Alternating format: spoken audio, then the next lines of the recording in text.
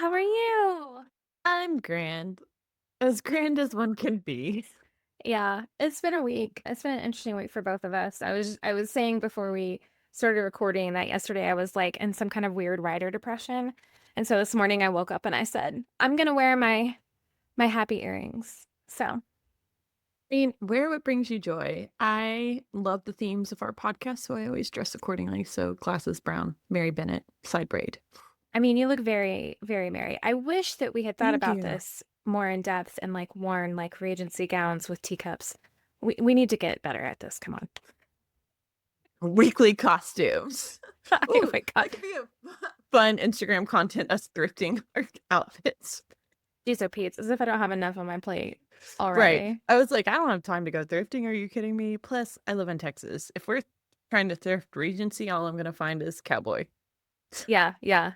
I don't like to thrift. It stresses me out. I don't like digging. And I every time I go to the thrift store, I literally have a panic attack because I'm like, there's fluorescent lights and so many people, and I have to sit here and go garment by garment by garment.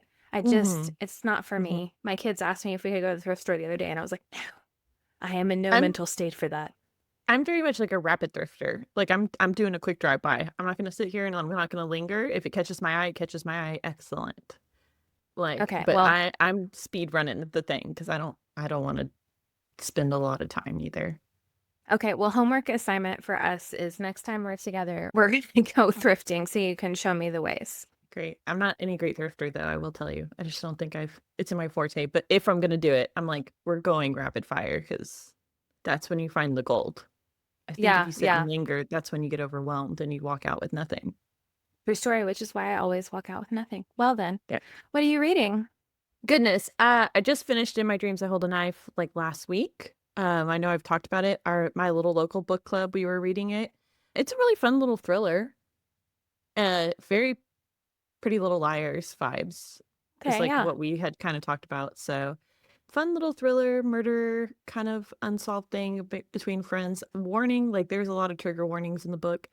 The characters are not necessarily likable. They are all very, very flawed, but somehow you're still entertained and like not so turned off by how flawed they are. Because goodness gracious, they all had some issues. Some That's awesome. issues. But yeah. Do, do you know what you're gonna read next? Well, I am reading the Other Bennet Sister, but that's just kind of my filler when I like need something. I'm not like actively reading it. So no, I probably, we're gonna plug this later. But I'm probably going to jump into this because I realized last night I really need some comfort, and this is my comfort. Yeah, we'll talk about it more in a second. I finally read Happy Place by Emily Henry. You had been on me to read it because you felt like there were some strong parallels to my novel. And I agree with you, there were. I really enjoyed it. No, let me take that back. I did not really enjoy it. I Be really like, enjoyed, yeah, I really enjoyed that I did like the end a lot, and I felt like it had a very similar vibe, and I totally get mm-hmm, why you suggested it. But mm-hmm, I have realized something about myself, and that is I do not like time hopping in books. I don't like it when you go chapter, past and then a chapter now. mm-hmm, And I have read Love and Other Words by Christina Lauren, which does the same thing. mm-hmm, And I really liked that book because they handled the twist so well. mm-hmm. Happy Place, my issue was I felt like if they had just talked, the book would have been over. And then this leads me to our June book club book, which is Every Summer After, which I have decided to DNF. And we'll talk about it more on our Patreon. So if you want to be a part of that, come join us. But it does the same thing. It does past and now. And I'm just really realizing that that is not a way that I like to read. So no shade to those books. I'm not loving it.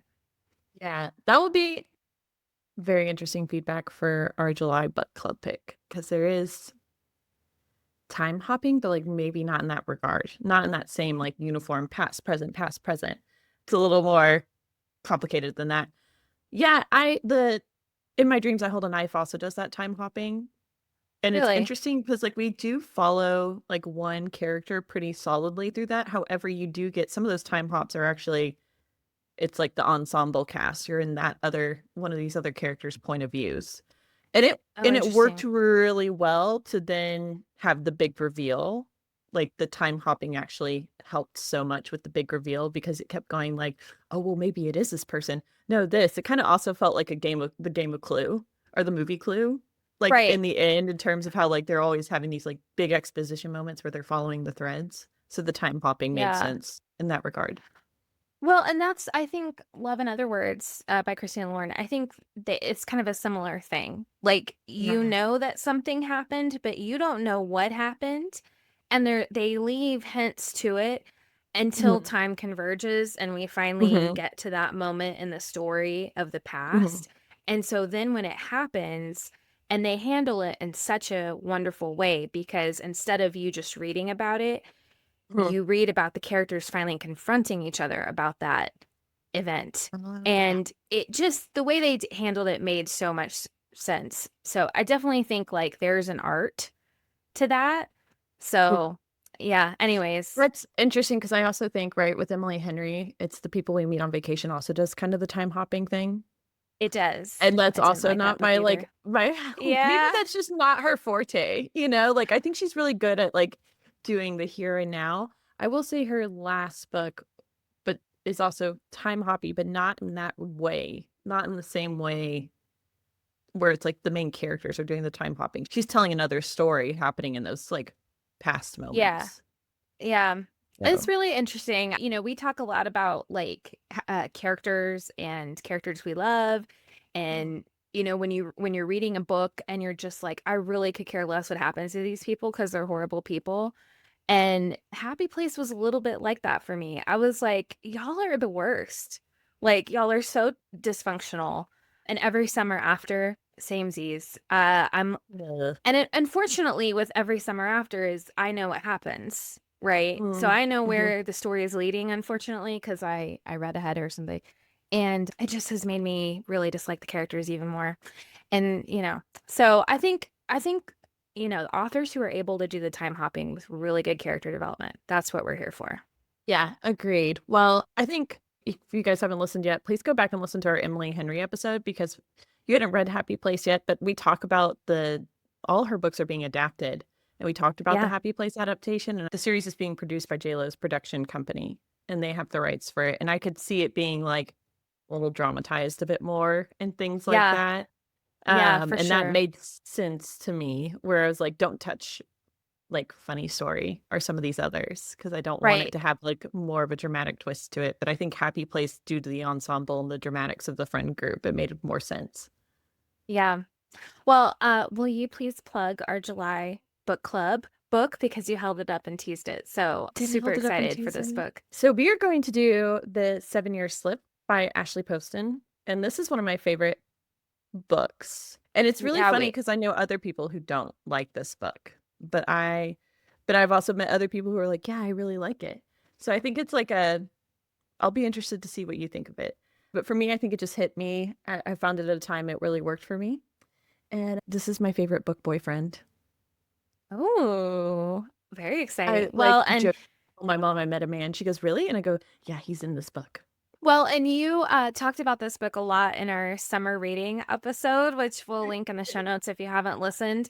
And you talked a lot about the food that they make, which is why we decided to read this book for our book club. So we're really excited Yeah. to dive into it, dive into the recipes, all the things.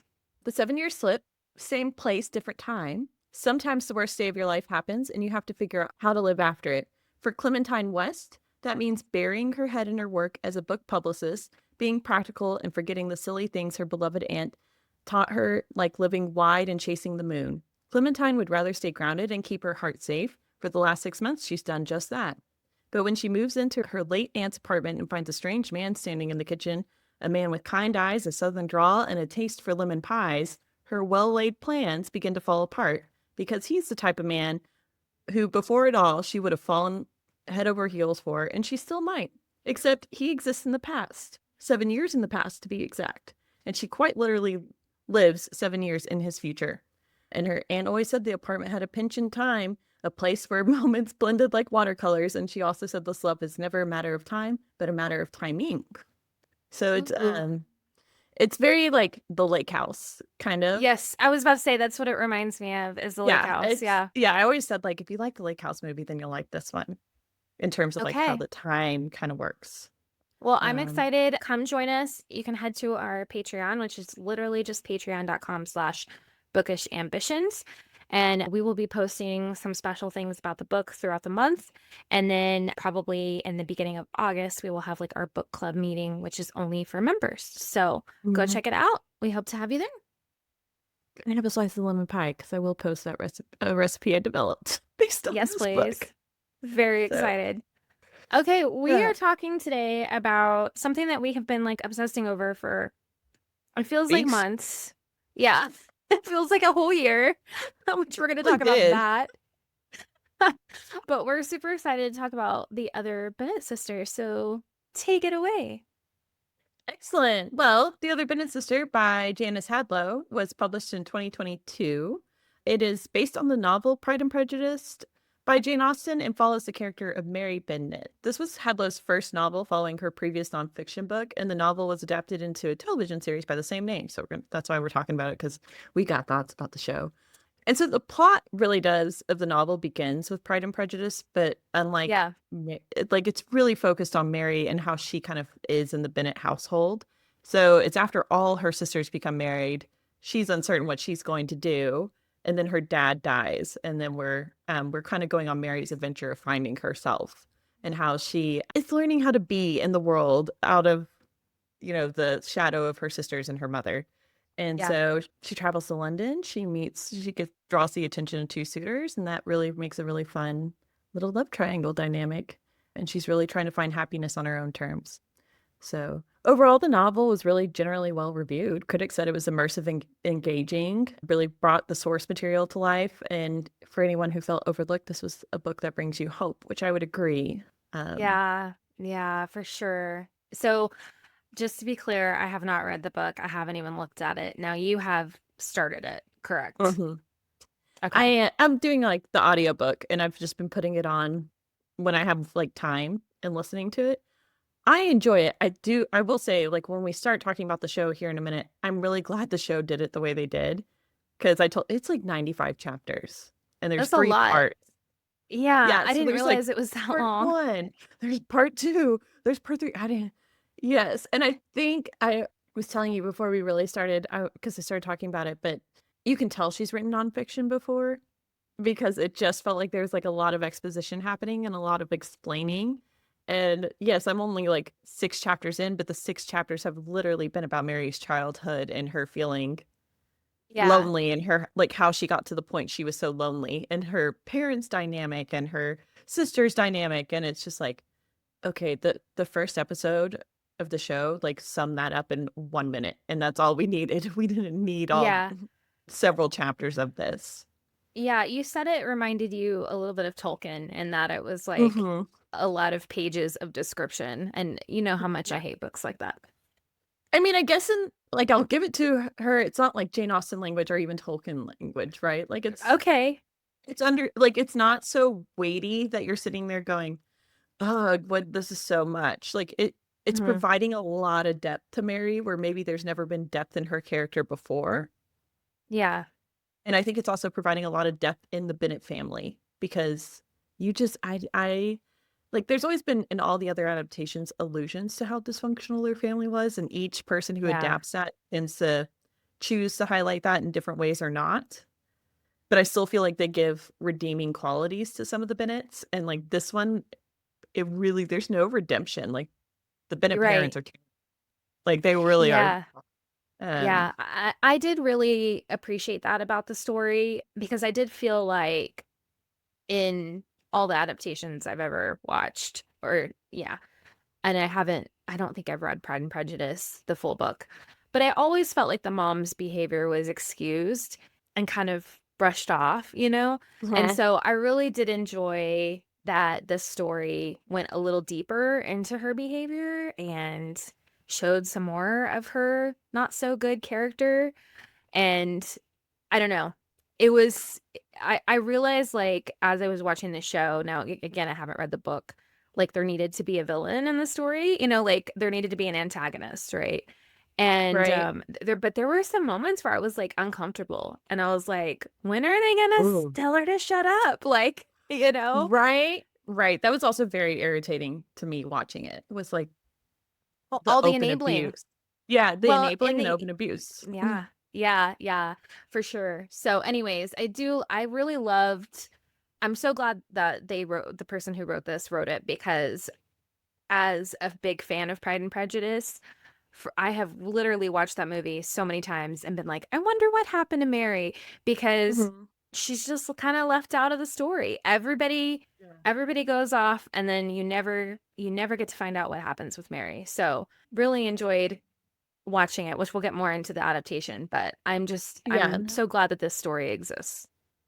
Me too. And I think again, I mean like the book is a good listen. Like it's a nice little calming thing. Like if I'm just wanting to kind of turn off my brain, it's what I've been putting on to Mhm. listen and like zone out.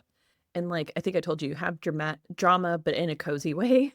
That doesn't Yeah, feel like drama in like who killed who?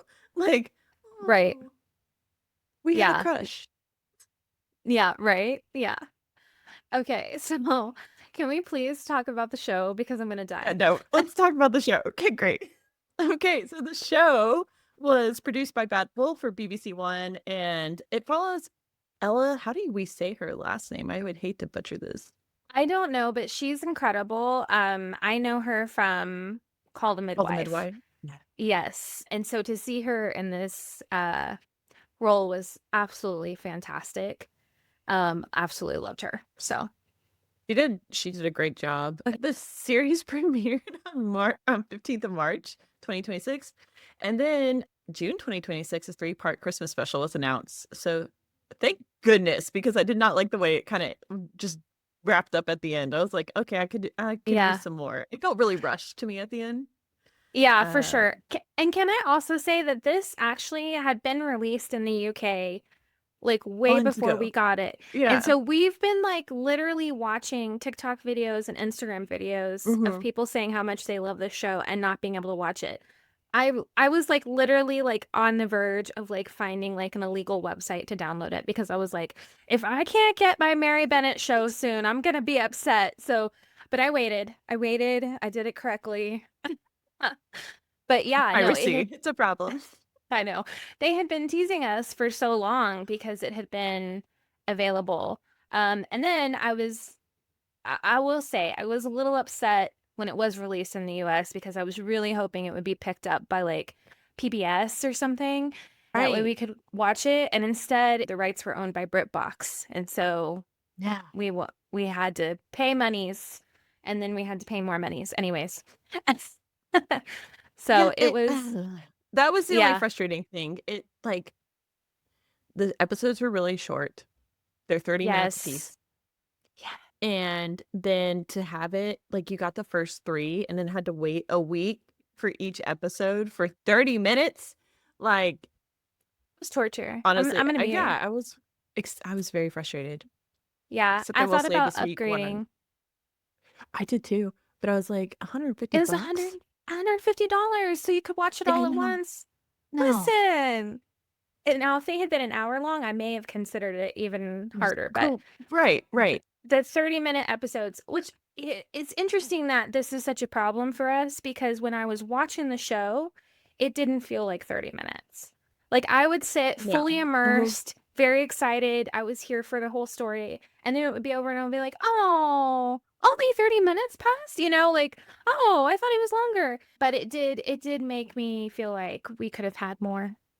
We could have had Yeah, more. or at least even a 45-minute episode for Jesus. Like I would have taken an extra 15 minutes.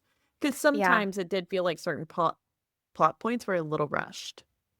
Yeah. Well, especially towards the end, like I agree with Mhm. you. I felt like the pace really picked up those last two episodes, and I was like, can we not have like a longer schedule?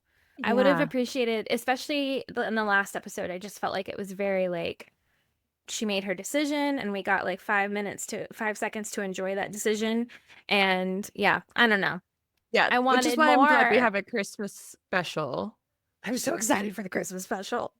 because yeah, I wanted more. I wanted more of like after she'd made this decision and she'd found her happiness, like, then we got to see her kind of interact again in this new dynamic she kind of developed with her mother, but also like her and Lizzie, our Elizabeth Bennet's like relationship was obviously mending.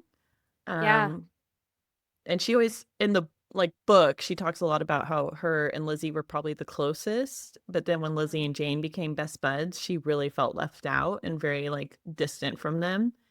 And like Kitty and Lydia, she never could connect with. I mean, who could?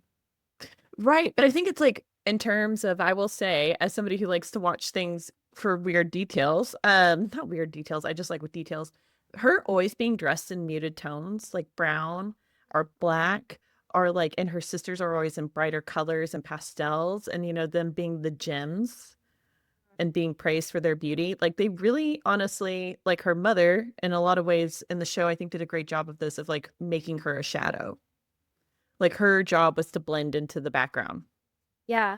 Which I find really interesting when you think about, like, I mean, we could get very therapy speak about all of this, but I always found that really interesting because she wanted she wanted so much for her daughters.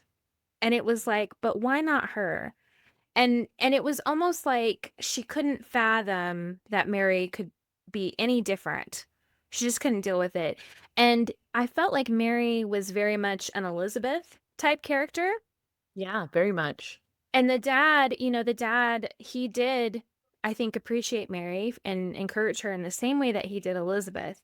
I think about especially the Keira Knightley adaptation, and you get to see how special that relationship was between Elizabeth and the Yeah. dad. But then you also think about the scene where she plays the piano and sings at the ball, Right. and who goes and comforts her? The dad. So it really surprised me how differently she was treated, because I felt like in a way she was cherished as much as Elizabeth was for the dad. So it was really Yeah. interesting. I did want to highlight, before we go too far, a couple of the cast members, because Oh, when we please. did our Jane Austen episode, we talked about a couple of adaptations. Mhm. And one of the things that they did with this adaptation was like almost a nod to other adaptations. And so, for instance, Mrs. Gardiner was played by Indira Varma, who was in Bride and Prejudice, the Bollywood version, and she played the Caroline Bingley character in that. And then the other one is, so the maid that took care of Mary, and I can't, Lucy I'm, Byers is the actress, yes. And what was the as Miss character's Hill. name? Miss Hill. So the lady who played Miss Hill actually played Mary Bennet in the Colin Firth adaptation. So she's Uh, like, yes, yes. So it was like very special that she was in it. A couple of other notable ones I just want to point out: Richard E. Grant played Mr. Bennet, and Richard E. Grant is amazing. And then my favorite, and this is going to be so like nobody's going to know what I'm talking about. So if you know what I'm talking about, please comment on any of our things. There was a show in the UK that was like their version of Friends, but it was a million times better. It was called Coupling, and I Will Die on This Hill. I This remember coupling because of you. Yes, the show is incredible, and it had a couple of actors who started on it who then later became huge. For instance, the officer in the Pirates of the Caribbean I movies was who gonna wants say to marry Commodore Norrington. Commodore Norrington is from Coupling. Anyways, Richard Coyle, who played Mr. Gardner, is from Coupling, and when I saw him, I squealed like a little girl, because in Coupling he plays Jeff. Wait, Chandler? Oh, no. Joey. Okay. Yes, he's like the Joey character, like Oh, very stupid, has all these weird theories about women and things. And so I really enjoyed. And then of course we have Tanya Reynolds, who played Caroline Bingley, she was in the recent Emma adaptation, which I love, from 2020. She played the wife of the preacher. I'm losing all the names here. But anyway, right. she's There's too many people. amazing. Yeah, she's amazing in that adaptation. So it felt like this incredible nod to all the adaptations, and the fact that I get that the UK acting pool is not as huge as like the American acting pool, but it was just so fun to see all those people together. So Had to throw that out there before we get too far No, I because appreciate it. well, I was blown away by the casting, honestly. Well, and everyone did their part very well. Like, played their part very well, and so every character, even though they're characters we know, felt fresh. And some of them are characters we only got to see a little bit of. Like, we only saw a little bit of the Gardiners in, like, the Pride and Prejudice Right. adaptations. And in this, they're And I huge. They're a huge Yeah. part of Mary's story because what I love about Mr. and Mrs. Gardner is they saw Mary. They Mhm, could see what she was going through. They could see how she was being treated. And they were like, we're going to do something about it. We're going to invite her mhm, to live with us. And we're going to keep inviting her. And we're going to keep inviting her. And mhm. I wanted to hug them. Every time they were on Right. camera, I was like, you guys are my favorite because they were just good people. Good They people. were people they had cute love. Like, their love They was cute. did. Anytime, I like, know. they like, doing their couple thing, it was so cute.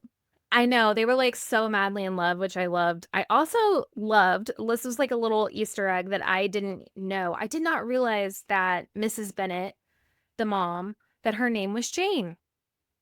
And so Mr. Gardner is Oh, her yeah. brother. And Mhm. like at one point, he's like, Jane. And I was like, wow, her name is Jane. No wonder she was like so about Jane being the beautiful one and whatever. I will say I do think Crazy. the show did a good job. The book does explore that, like, really, Miss Bennet, her only like, bargaining chip in society was her beauty, and that's Mhm. why her and Mr. Bennet fell. Like, Mr. Bennet was just attracted to her beauty, and she was attracted to his money, and, like, that's they got together because of that and then quickly realized, like, we have nothing in common, we actually don't like each other.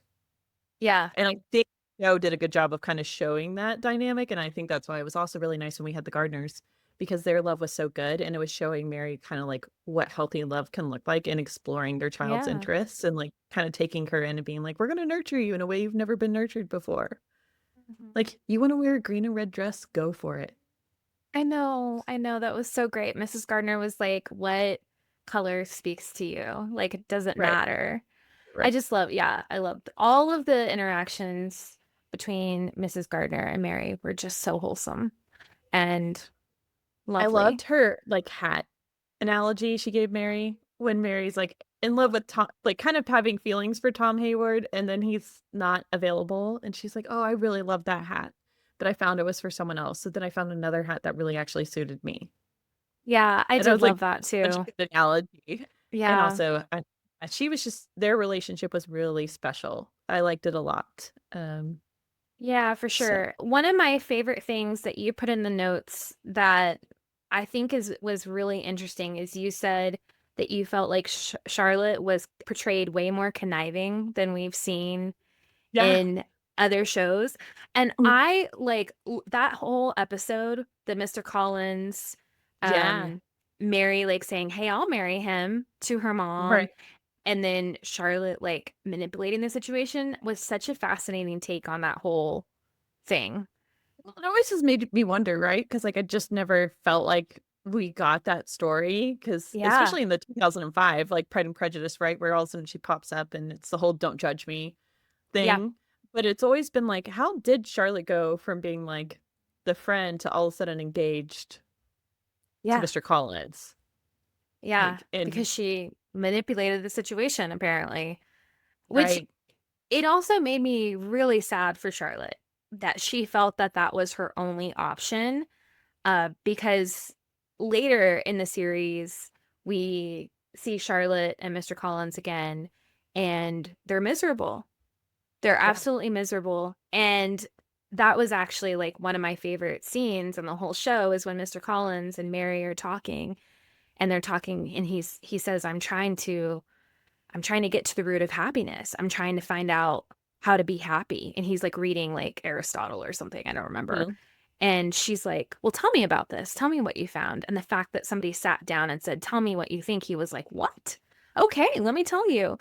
And he ends up leaving her a note in the book that says, I think we make our own happiness. Mhm. And that whole thing just got at me because you realize how good of a match Mary and Mr. Collins would have been. It would have been a really good match. And again, like I think we've always like it was kind of alluded that that was their potential, but like Miss Bennet was so focused on Lizzie Yeah. being that person, and it never made sense because obviously Mary would have been a better fit.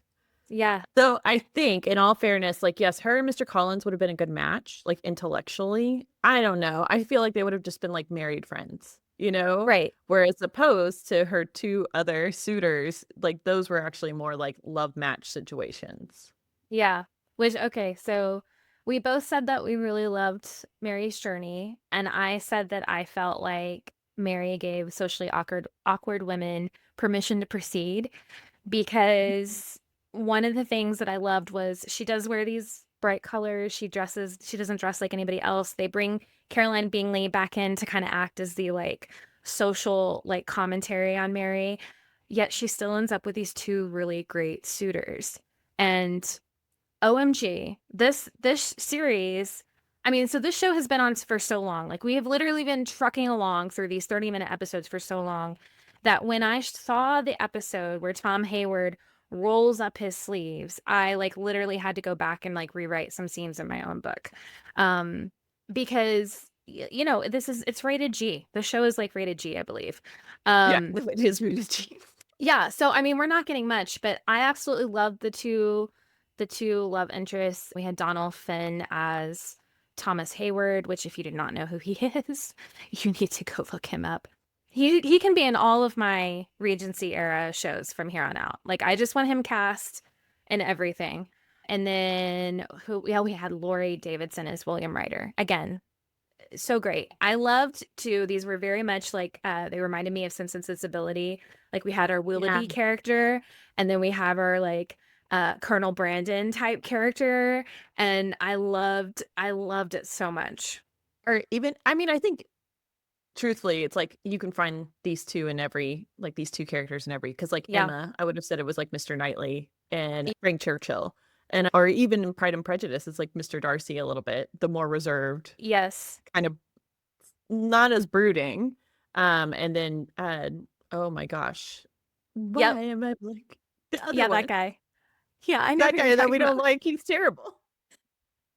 But Who not ends as up marrying terrible because Kitty? honestly, like Mr. Ryder to me was a very likable character, Yeah. and I don't like his only. I think his true flaw was his eccentricity. His eccentricity. Um, so I want you to say your hot take because we're gonna debate for a minute. Oh, I know. Because listen, I think Tom Hayward is obviously the better match for Mary in a lot of ways.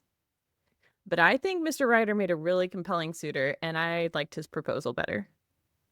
Listen, no, no. Mr. Ryder went about it all the wrong way. He did the whole be I my agree. mistress situation. And I'm like, I listen, I I 100% agree. I also did not listen. I also like Benedict. So maybe this is a me issue I need to work out in therapy.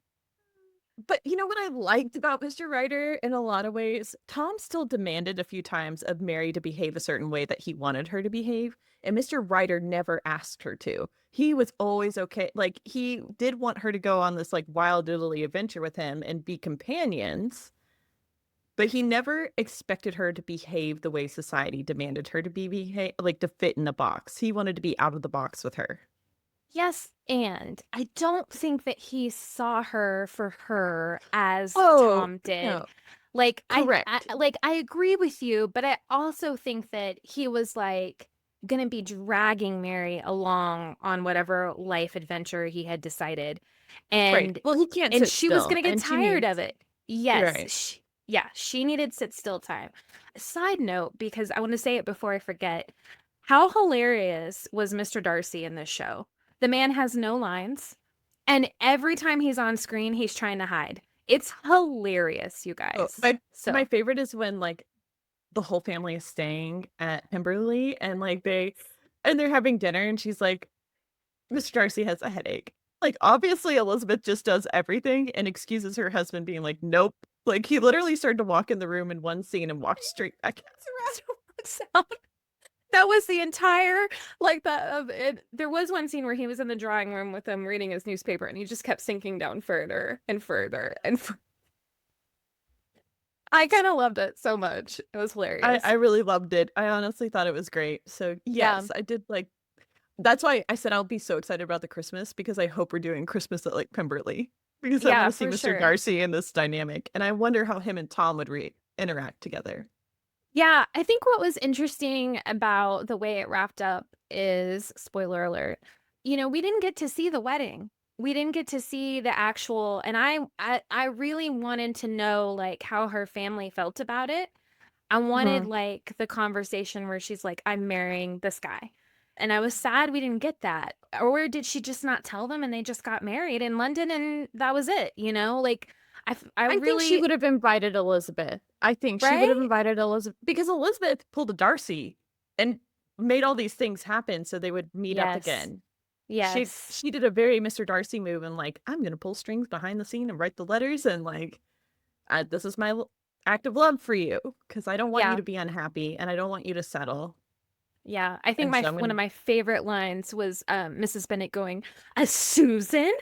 Want to be taken care of by a Susan?" So they get Elizabeth hires a companion for Mrs. Bennet so that way they can send Mary back to London. And I just, that whole thing, that whole scene was just hilarious. So, yeah. And it made me really like Elizabeth's character a lot. Like I liked how mhm. she was like, "Oh, I really like." She listened to Mary. She heard her pain and her sorrow, and she was like, "Yeah, we did bad, so let's fix this and give her back what it's really she needs." Yeah, I think that was like the most important part of the story and the show for me was that Elizabeth did acknowledge that Mhm. they did not treat Mary the same way as they treated Mhm. everyone else. I mean, for heaven's sakes, even Kitty got more respect than Mary did, especially after what Kitty did. And All right, Lydia did. Lydia, sorry, thank you, Yeah. Lydia, sorry. Yeah, and even like the scenes where Lydia was there, because she's heavily pregnant in this show, and Lydia would say the worst things, and they would just like look at her, and nobody would Mhm. say anything. And so the family dynamic was incredibly dysfunctional. And for Elizabeth to finally acknowledge it and be like, we really screwed up, I Mhm. think was such an important moment in the story for me. It felt like, okay, I feel like we can move forward now, because I felt Right. like that was holding Mary back so much. It really Um, was. yeah, and I think, part of the whole thing is having the courage to ask for what you want out of life. I really felt like that was a huge theme in the show, and I loved how they used the Gardiners to move that forward. I loved how even the romances, Mm. because when Mr. Ryder does finally propose for real, she has to sit there and go, what do I want out of life? And Yeah. she literally chooses to be a governess besides being in a loveless marriage. Right. And I thought the way they handled that theme and the way they show Mary going from, you know, basically cowering whenever anybody told her she couldn't have what she wanted to finally like Mhm. putting the life together that she wanted. It was beautiful. I It was here was for it. beautiful.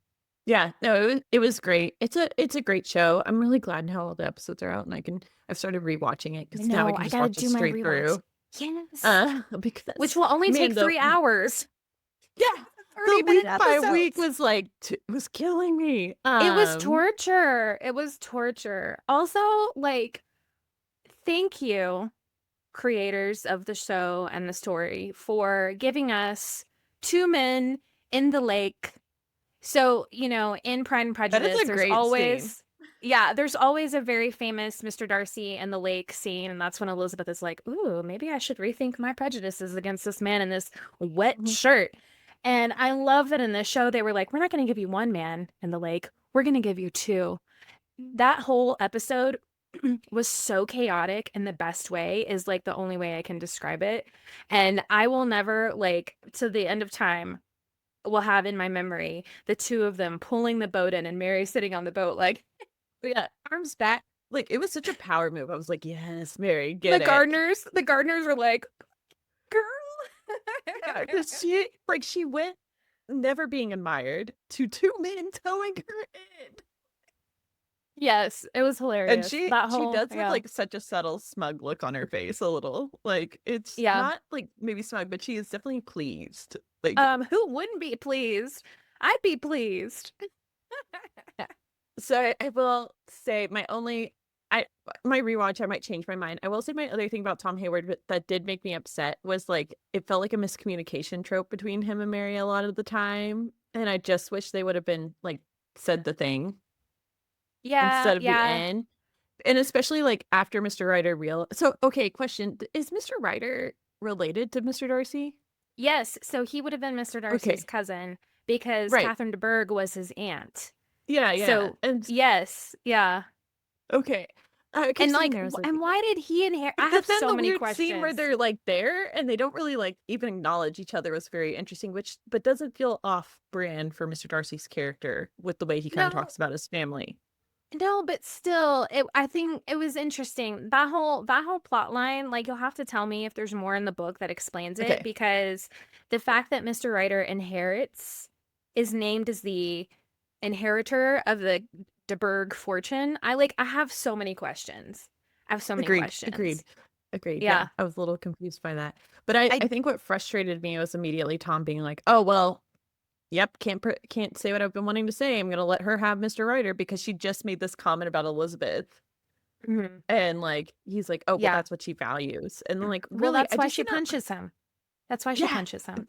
I mean, I appreciate like, it was well earned. I think that just frustrated me a little bit about, like, Tom Hayward's character. Was like, 1, he's stuck in a relationship for a really long time when neither one of them really wanted it.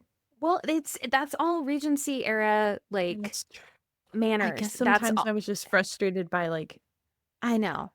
I know, but that's what would have happened. Like, ah, there's so many rules around if you are engaged and breaking off an engagement, and the woman always has to be the one to break it off. And right. then two, that would have been seen as an advantageous match for her, you know? Mhm. And so regardless of his feelings, besides at the point where he had to, well, and that's the thing too, and that's why I loved the last scene between her and Mr. Hayward, is because they did. Mr. Hayward and Mr. Ryder, between themselves, decided what was best for Mary. And she's like, both of you are idiots. You didn't Yeah. ask me, so I'm going to hit you a few times. And I was like, here for it. I was like, get bored, knock him upside the head. I really, at this point, because I mean, I think that's very like how the era was.